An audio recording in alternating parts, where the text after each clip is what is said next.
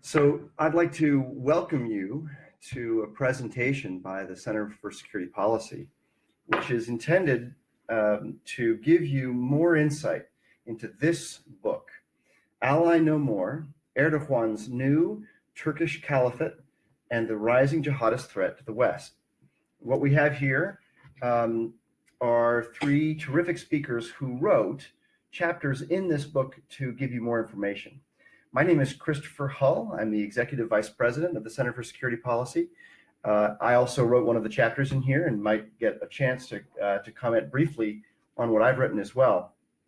But really, I want to turn to the subject matter experts and let me introduce them all three at the beginning, and then we'll go through you in this order. I think we'll start with Debbie. Debbie Weiss is a senior fellow at the Center for Security Policy, pal of mine. She is an attorney, author, and public speaker, specializing in free speech and terrorism related issues. She's an expert on the OIC, that is the Organization of Islamic Cooperation, as well as on the Council on American Islamic Relations, CARE, which is the U.S. branch of Hamas, the Muslim Brotherhood. Formerly, Ms. Weiss was the Manhattan director for the Forbes for President campaign. She was assistant corporation counsel in the Giuliani administration, and she was a counsel for the Committee on House Oversight in Congress. She's the author of dozens of published articles, as well as contributor, and author of several books. And it's not in her bio, but I will tell you that she's also a 9/11 survivor, which gave her a remarkable story, which I hope that she can relate to this in some way. Debbie, let's begin with you. Why don't you tell us about your chapter and your research, and appreciate your thoughts. Oh, all right, thank you. I guess I had anticipated being last, but this is good. I'll give a little bit of background about what's going on in Turkey. After the fall of the Ottoman Empire, Turkey was established supposedly as a secular state.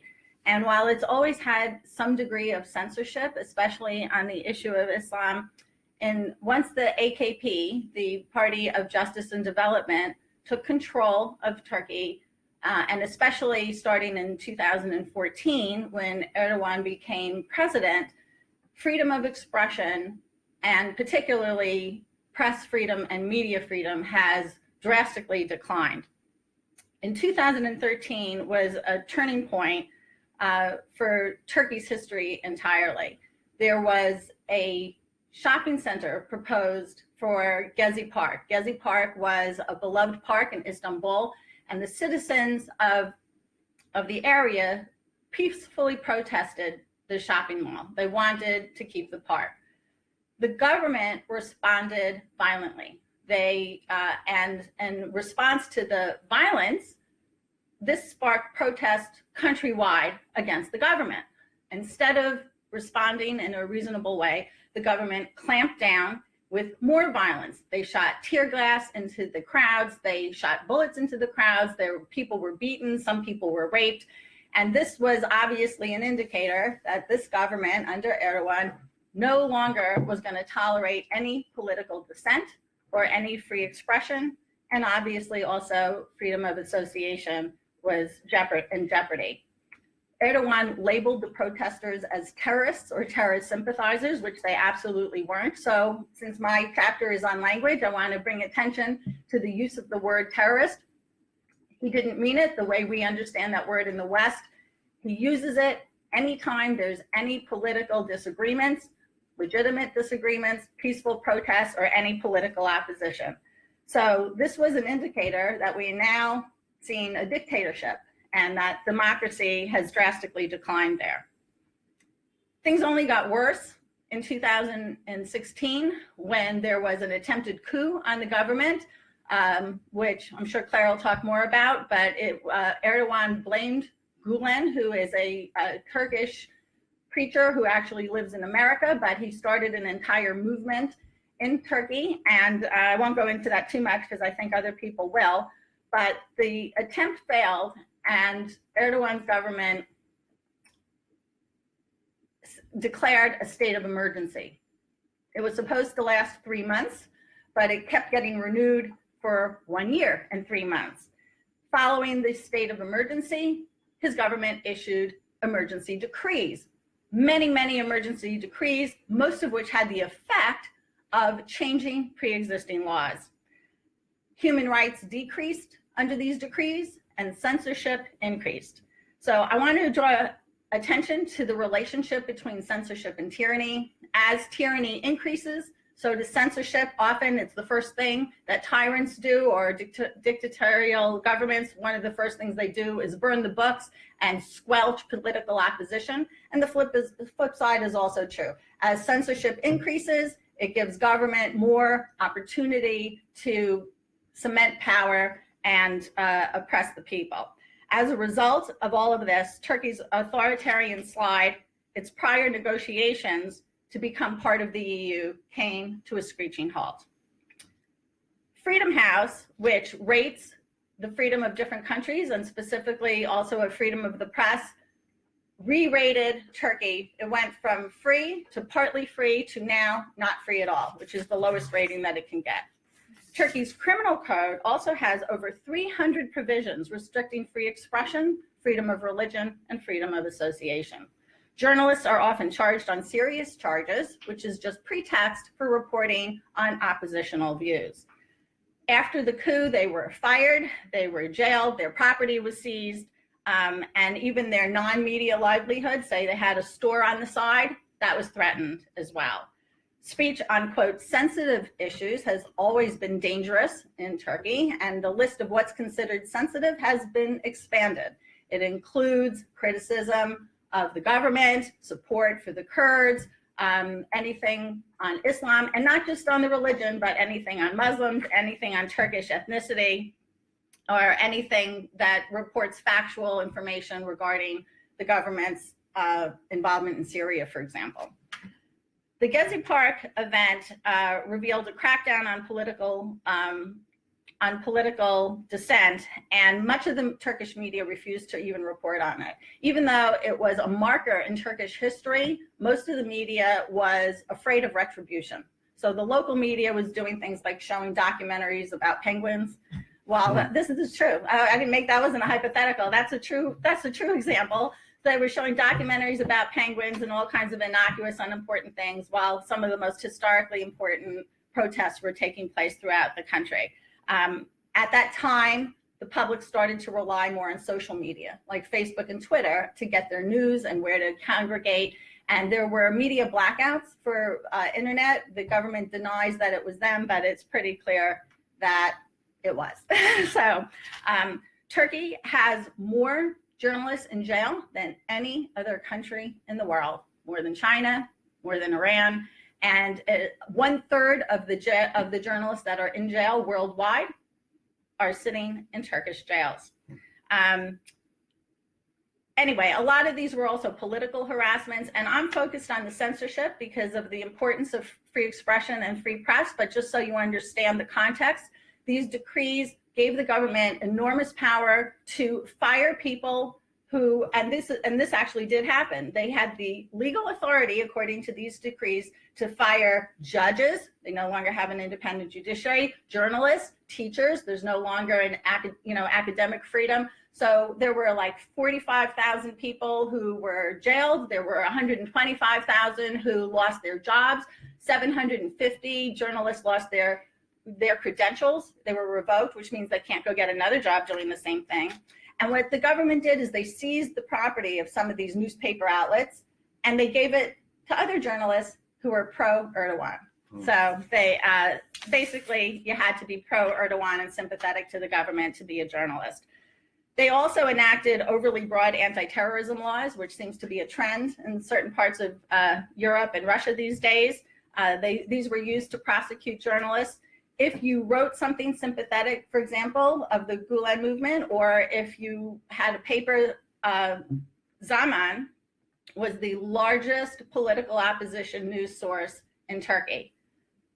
If you had any affiliation with it, you were considered a terrorist and you were prosecuted as a terrorist. That paper was seized, and it's totally closed now. The criminal code also penalizes, well, I think I already told you all the things it penalizes. And I want to say, just so you see how bad it is, you can't even make jokes. There's actually somebody sitting in jail now for making some joke. You can't make jokes. You can't make satire. There's another person a woman who's sitting in jail for putting a photograph on her tweet of a red stiletto on a Koran. Jail, jail, jail. Okay.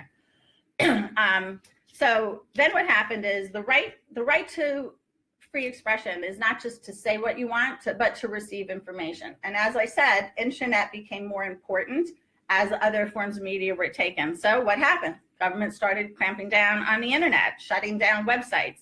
In 2004, it passed a law allowing their telecommunications authority to shut down websites without a warrant, without a court order. Over the years, it's blocked all kinds of social media, hashtags. It has more requests to Twitter to remove particular tweets than any other country in the world by a long shot. Last year, they shut down Wikipedia. That was a big thing because they had asked Wikipedia to remove the entries that talked about their involvement in Turkey and their support for terrorism. And when Wikipedia refused, the government's response was to shut down Wikipedia countrywide in every language, and not just on the issue of Turkey, but on everything. So if you want, to learn, how to care for your pet, I don't know if they have that in Wikipedia, but if they do, you can't find out from Wikipedia if you live in Turkey. Theoretically, Turkey has a constitution that guarantees freedom of expression, but obviously the multiple laws, the anti-terrorism laws, the emergency decrees make all of this really meaningless. And by the way, when they do make the accusations of putting you in jail, they don't necessarily have evidence that that's even true either. So basically, independent media in Turkey is completely gone. Citizens who live there have absolutely nowhere to go to get unbiased, independent news. The free press, which normally would hold the government accountable, operates normally as one of the checks and balances against a tyrannical government, but we don't have a free press there, so that check is also gone. And I'll just give you an example. There was a referendum a few years ago to change the constitution and give Erdogan more power. Now, there were media reports on this, but they were all one-sided. They were one-sided, they were biased. There wasn't really enough news about what the alternatives were. The referendum passed, but you have to assume that it was at least in part because the citizens didn't have all the information. The best defense of freedom is an informed citizenry, and the citizenry in Turkey is not informed. The final thing that I want to draw to your attention is the role that Turkey has played in the Organization of Islamic Cooperation, the OIC, which is 56 UN member states plus the Palestinian Authority. It's the largest voting bloc in the UN, and yet most people haven't heard of it. Turkey was a founding member of it. Its goal is to basically replace the caliphate. So they came into existence with after the fall of the Ottoman Empire and some burnings in Israel, and their goal, a lot of people think they are the prototype for a caliphate. The Secretary General of the OIC, who headed it, was Isanoglu, and he was from Turkey. So from 2004 to 2014, he headed it up.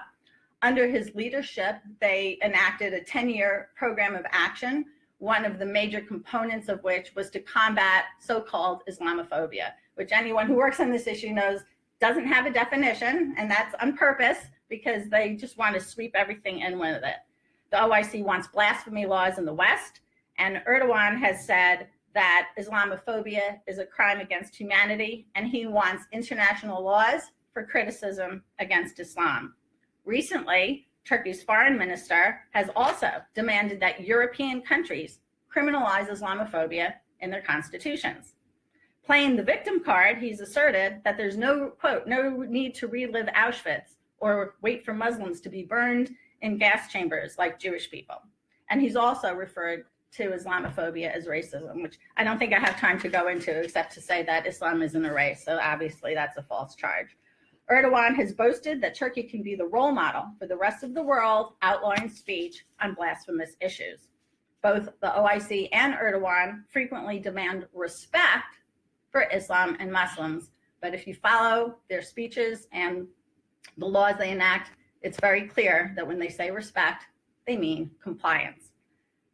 Turkey's move away from a secular democracy, its creeping Sharia, and its slide toward authoritarian rule has created an entire climate of fear. So I think whatever else is said on this panel, you should keep in mind the atmosphere in Turkey is one of fear. Freedom of expression, association, political dissent has declined. NGOs have been folded. The free media is history. As I said, there's no academic freedom, no independent judiciary, and no freedom of thought on political matters in any forum whatsoever. Where the government doesn't crack down, just the mere threat of it looming large causes massive self-censorship, which is now the norm there. The political and economic reforms that gave rise to hope to a true democracy and entry into the EU have been completely reversed. Turkey is no longer a nation of laws, but a nation of men. It is corrupt, it is Islamized, it is authoritarian, and sometimes even brutal and violent. While it technically remains a NATO ally, as the title of our book indicates, in reality, it is an ally no more. Thank you. Well done. Thank you so much. At the same time that Erdogan is shutting down speech in Turkey, you have the West shutting down the speech of those who support Sharia law, who are pouring into Europe. So we're shutting down our own speech, and perhaps actually Debbie can speak to that. Do you have a quick comment to make on that? Yeah, I think you meant to say shutting down the speech of those who are exposing those Sharia law. You said shutting down the speech of those who support Sharia law. Yes. The people who support Sharia law are out in the open. They're in Germany waving ISIS flags, but it's Europe shutting down their own speech. Yes. In the media, in the press, failing to report the rapes, the crime, the political agenda of those that they're welcoming in and pretending have the same values that they do. And I think you do make a point. It's propaganda, it's censorship, it's concealment, and it's an invitation for disaster and an invitation for those countries to be Islamized, and that's exactly what's happening. I think that we shouldn't give too much weight to little factions. Even abroad, we tend to look at it as this terrorist group versus that terrorist group, or this country versus that country. And the way jihadists think about it is it's one war in different theaters, and I don't think it's any different when the war is stealth. I don't think it's any different when it's happening here. So even Hamas and Hezbollah work together to try to destroy Israel. Theoretically, you would think that they're enemies. Hezbollah is Shia and Hamas is Sunni, but they know what's important. So they'll worry about those details later. And, by the way, I think we should do the same thing. So, we have a lot of people, you want to look at it this way versus this way, but, they say the enemy of my enemy is my friend. And I think we have to look at the bigger picture. So I wasn't included, but I would, I think that I would not be at all surprised. And in this case, it's not even Sunni versus Shia. They're both Sunni. So of course, the main goal is the Islamization of whatever country they're in toward a global caliphate. And why shouldn't they work together on that? Absolutely.